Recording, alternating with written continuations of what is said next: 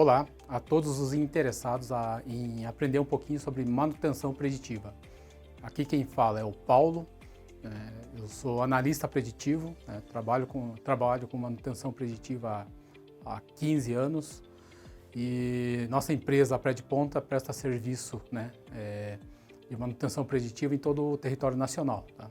Hoje a gente vai trabalhar com um relatório emitido pela nossa empresa e a gente vai entender o porquê foi gerado esse relatório, quais são os níveis críticos que a gente encontrou e se o cliente realmente executou a ação ou o equipamento quebrou, tá ok? Vamos lá. Então, já de início, eu vou apresentar o nosso relatório, nosso sistema gerencial de relatórios, tá ok? O nosso sistema de relatórios ele é online, ele foi criado já desde o início da empresa, Então, há 15 anos atrás, eu particularmente não conhecia alguma empresa que trabalhava com sistema online. Ele gera gráficos, gera um histórico e backup do cliente. Tá?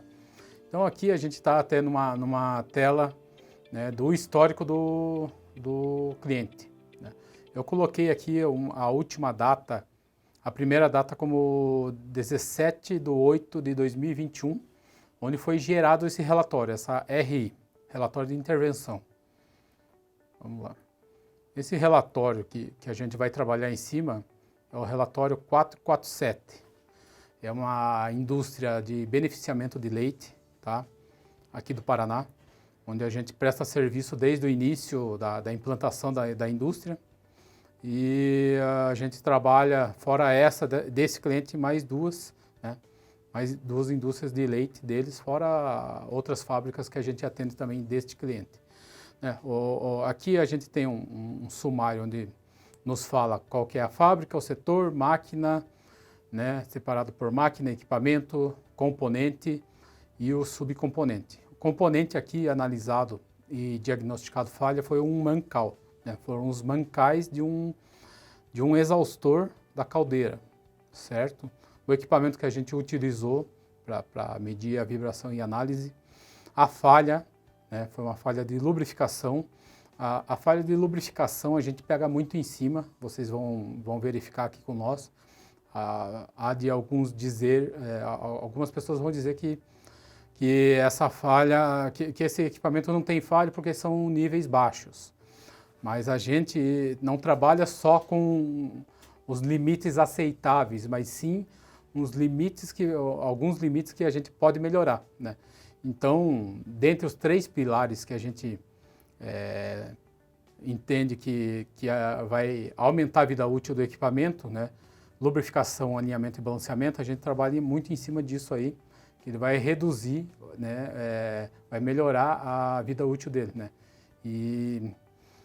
Então, a categoria primária, então a categoria foi criada por nós também, primárias e secundárias. A secundária é gerada por uma primária não executada.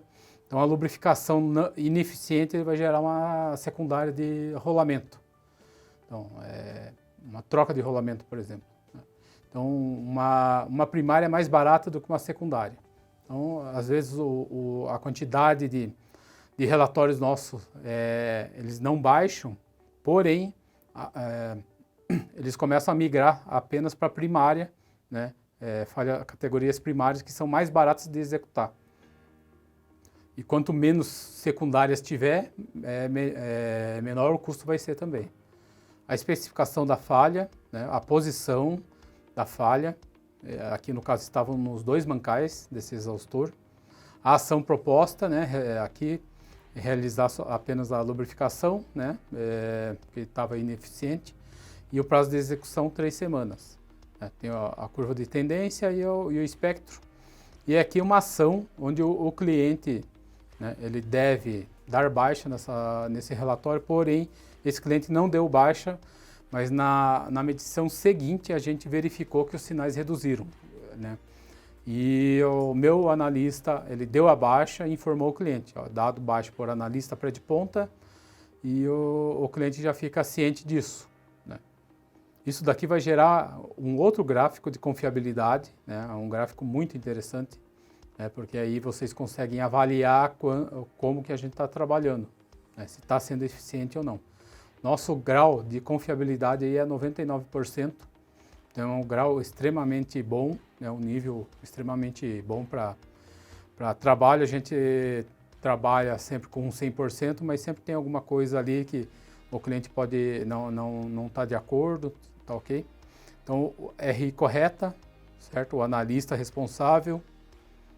E vamos ver lá no equipamento. Aqui é o programa de vibração que a gente usou neste cliente, né? Nos mancais desse exaustor, certo? Dessa caldeira. Eu já entrei nele aqui para a gente dar uma analisada. O mês da criação do relatório da RI foi no mês 8. Tá, vamos lá dar uma olhadinha. 17/8 de 2021, ok? Aqui, ó, 16/8 de 2021. Teve uma divergência só apenas com a data, porque é um cliente que a gente fica uma semana e acabou que o técnico, na hora de gerar o relatório, ele cadastrou como 17, que também a gente estava lá. Então ele estava com níveis aqui de 22 RMS global, né, com o início de nível de carpete, né? Porém, se vocês verem aqui na curva de tendência, ele estava subindo já 1, 2, no terceiro mês já subindo. Era uma tendência, né, um pouco acima aqui do limite, mas ele já teve com valores maiores, mas a gente, como eu comentei, a gente trabalha com melhoria na parte de lubrificação, né? Inclusive a gente está implantando em alguns clientes um lubrificante nosso, né? E esse lubrificante tem um aditivo, certo? Que é importado, e os resultados estão sendo muito interessantes. Provavelmente tem na nossa página de YouTube, Facebook, Instagram, tem vídeo dele. Dá uma olhada lá que vocês vai ser bem interessante para vocês aí. Então aqui, né, nessa falha do mês 8, né, no mês 10, que é um equipamento, é um cliente que a gente trabalha a cada 2 meses, no mês 10, inclusive aqui a nossa pré-análise, ele já nos informou que ele já foi para níveis aceitáveis, baixou de 22 para 6 RMS global. Ele não existia nenhum sinal. Vamos até dar uma olhada aqui. No mês 8, ele estava com 1,68 de RMS global, com valores acima de 0,15, que eu já gosto de estudar essas frequências acima de 0,15, 0,20, eu já prefiro dar uma estudada. Aqui deu 0,16, mas o problema maior aqui, né, a gente consegue ver que é uma sujeira do sinal por excesso de lubrificação, tá ok? E no mês seguinte, né, na medição seguinte do mês 10, ele caiu para 0,38, isso em envelope. E os valores, os picos mais acima aqui, eles não passam de 0,6. Então o equipamento ele deu resultado dessa ação sugerida, tá ok? No mês seguinte até gerou um valorzinho aqui um pouco mais alto, né? Mas a gente manteve assim, tá ok? Inclusive na aceleração ele subiu, mas não chegou aos 22. Então ainda tá num nível aceitável. Então a gente vai trabalhando com o cliente, com o equipamento, né? Mesmo não tendo sinais de rolamento, a nossa intenção sempre é garantir que esse componente sofra o mínimo possível.